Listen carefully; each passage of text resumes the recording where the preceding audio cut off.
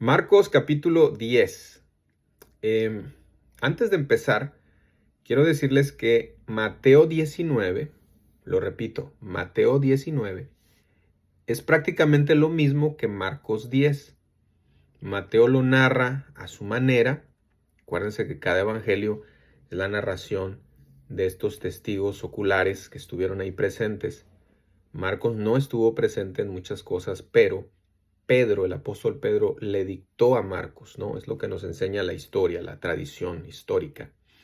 Así que, repito, este capítulo de Marcos 10, usted puede buscar mi video de Mateo 19 y allí hay más detalles. Voy a ser muy breve porque, insisto, Mateo 19, búsquelo y entonces va a encontrar más detalles de esto. Bueno.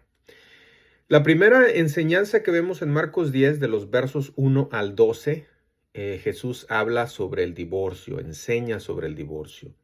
Había una idea entre los judíos de que cualquier hombre o inclusive mujer podía divorciarse por cualquier razón, ¿no? Y obviamente volverse a casar, y esto tenía la bendición de Dios. Entonces el Señor aclara aquí. En Mateo textualmente dice que un hombre puede divorciarse de su esposa, no puede divorciarse salvo por causa de fornicación. El Señor dio la única razón en este caso, en este capítulo, la única razón dijo salvo por fornicación. El apóstol Pablo después da otra razón en primera a los Corintios. Pero bueno, entonces el Señor da una advertencia, vaya al verso 11. Vaya al verso 11, dice, y les dijo, cualquiera que repudia a su mujer, o sea, se divorcia de su mujer y se casa con otra, comete adulterio. Es decir, si el divorcio no está basado en bases bíblicas, ¿cuáles son las bases bíblicas? Pues que haya habido un engaño, una infidelidad, si el esposo le fue infiel a la mujer o viceversa, esa es una causa de divorcio. Quiere decir, se puede divorciar y se puede casar de nuevo. Claro, este no es un mandamiento. Dios odia el divorcio. Y cuando alguien se divorcia por cualquier otra razón, entonces comete adulterio cuando se vuelve a casar con otra persona.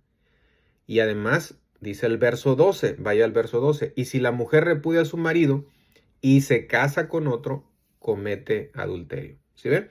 Tanto al hombre como a la mujer. Entonces, la única razón, repito, que el Señor menciona en este capítulo, no en este, pero en Mateo 19, Mateo lo aclara un poco más, salvo por causa de fornicación. Entonces, no es tan fácil, hermanos. No nos vayamos con la cultura de este mundo. Para los ojos de Dios, si alguien se divorcia por cualquier otra razón, él sigue casado. Así que cuando se casa, él en su mente dice, no, ya me divorcié y me vuelvo a casar. No, para Dios no. Para Dios no es eso, está mal, está en pecado, está adulterando, ¿no? Ahora, los que más sufren en un divorcio son los niños, ¿no? Los hijos. Bueno, de los versos 13 al 16 es interesante que Jesús bendice a los niños, ¿no? Como que fue el Señor intencional, dándonos a entender pues que los niños son importantes, y Él los bendice allí. Los discípulos no querían que lo molestaran y el Señor los bendice. Bueno, versos 17 al 31, de los versos 17 al 31 hay una enseñanza sobre las riquezas. Hay un hombre ahí que se acerca a preguntarle a Jesús en el verso 17. Vaya al verso 17. ¿Qué haré para heredar la vida eterna?, le pregunta el Señor. Entonces el Señor le dice, sigue los mandamientos, no adulteres, no mates, no hurtes, todos referentes hacia el prójimo, ¿sí?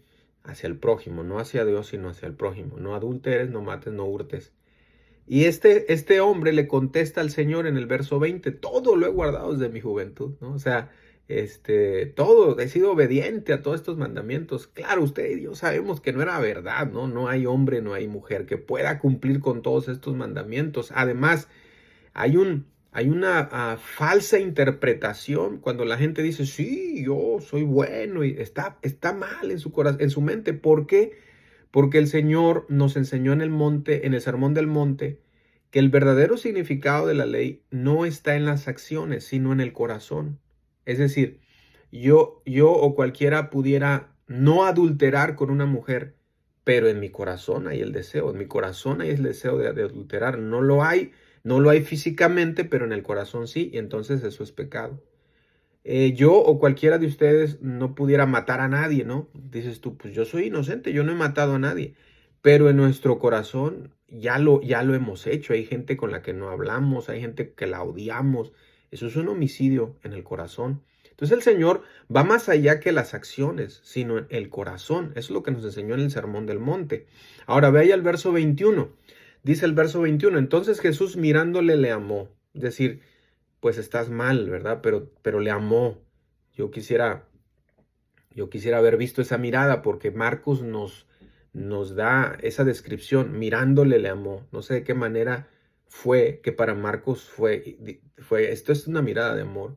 Entonces le dijo, una cosa te falta, anda, vende todo lo que tienes y ven, sígueme tomando tu cruz. Bueno, aquí el Señor ya destroza su argumento, ¿no? Si realmente sigues los mandamientos, si realmente amas a Dios, si realmente amas a tu prójimo, pues entrega tus riquezas a los pobres, ¿no? Y además sígueme. Además el Señor le promete tesoros en el cielo. Bueno, con esto lo destruyó completamente porque este hombre era esencialmente un idólatra. Su Dios eran las riquezas y puso sus riquezas en primer lugar. Entonces, verso 23, vaya al verso 23, mirando alrededor, dijo a sus discípulos Jesús, cuán difícilmente entrará en el reino de Dios los que tienen riquezas. Hermanos, pidamos a Dios que nos prospere, sí, pero no tanto para que no sea difícil que entremos al reino de los cielos, ¿verdad? Bueno, versos 32 al 34, Jesús vuelve a anunciar su muerte. Él siguió anunciando. Ve que no era así como que a los discípulos los tomó de sorpresa, ¿no? El Señor se los estuvo anunciando, voy a morir, me van a matar, pero al tercer día voy a resucitar. Versos 35 al 45. En estos versos hay una petición de Santiago y Juan. Ellos piden posiciones especiales, ¿no? Estos hermanos, estos discípulos, ¿no? En el verso 37, perdón, le dicen, concédenos que en tu gloria nos sentemos el uno a tu derecha y el otro a tu izquierda. Bueno, la respuesta de Jesús les dijo, a la verdad el vaso que yo bebo beberéis y con el bautismo que yo soy bautizado seréis bautizados. Ese está en el verso 39. Él se refería a los padecimientos y a las persecuciones y sufrimientos que iban a vivir Jacobo y Juan. Les dijo, todo eso se los concedo. El sufrimiento, el sacrificio se los concedo. Pero el que se sienten a mi derecha o izquierda, eso no es de mí, eso el Padre lo va a decidir. Además, eso no era lo importante. Por eso dice en el verso 45, porque el Hijo del Hombre no vino para ser servido, es decir, no vino para sentarse a la derecha, no, él vino para servir y para dar su vida en rescate por muchos. Hermanos, el reino de los cielos no es andar buscando posiciones. La iglesia de Cristo no es para andar buscando títulos o a ver quién me sirve o a ver cuántos me van a ayudar a mí, yo soy el primero. No, el reino de los cielos es para servir y para dar nuestra vida también así como lo hizo Cristo. Finalmente, de los versos 46 al 52, el ciego Bartimeo es sanado. Con esto termino. En esta historia de la sanidad del ciego Bartimeo podemos ver la persistencia y la determinación de un hombre con una necesidad. Esa es la persistencia y la determinación que debemos tener como cristianos. Este ciego clamaba, le decían cállate y él clamaba y clamaba. Cuando el Señor escuchó, entonces él le dijo, ¿qué quieres que te haga? Y él dijo que recobre la vista. Hermanos, Dios nos ayude a tener esta persistencia en la oración, esta determinación en la oración como lo hizo este ciego Bartimeo. Dios les bendiga.